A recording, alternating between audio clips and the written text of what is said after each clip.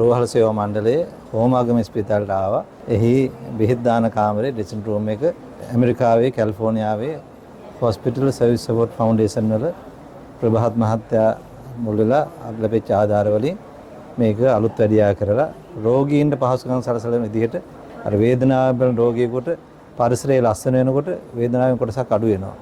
ඒ වගේම මෙහි සේවය කරන කාර්ය මණ්ඩලයට ඒත් ලොකු ඊතර ධෛර්යයක් බවට පත් වෙනවා පරිසරය ලස්සන වෙනකොට.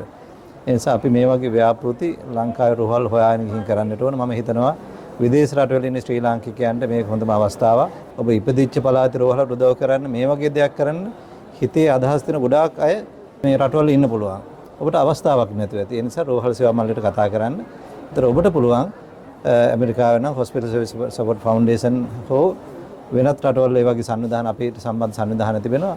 එකතු වෙලා අපේ රටේ සෞඛ්‍ය පද්ධතිය ගොඩනගන්න එකතු වෙන්නේ කියලා ලෝකෙන් ලංකාවේ නිදහස් සෞඛ්‍ය පාවිච්චි කරලා නිදහස් අධ්‍යාපනය ඉගෙනගෙන ලෝකෙට ගිය අපේ ශ්‍රී ලාංකිකයන්ට අපි ආරාධනා කරනවා අපේ රටේ සෞඛ්‍ය ගොඩනගන්න එකතු වෙන්න කියලා.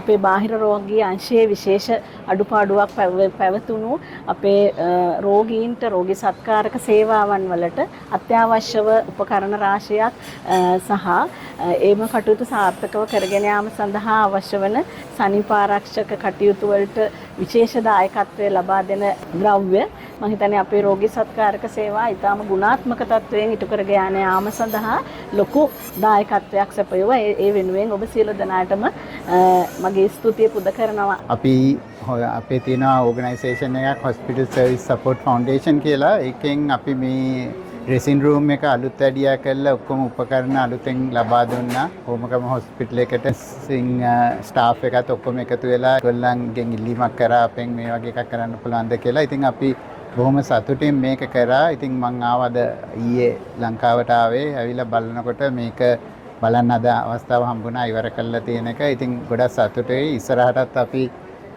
අපේ ඉන්න ඩෝනර්ස්ලා එකතු කරලා මේ වගේ ප්‍රොජෙක්ට් කරන්න බලාපොරොත්තු වෙනවා.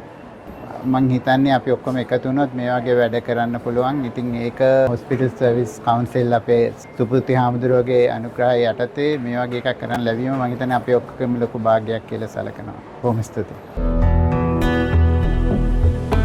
In 1984, the government of Sri Lanka commended these services provided by declaring the Hospital Services Council a charitable organization.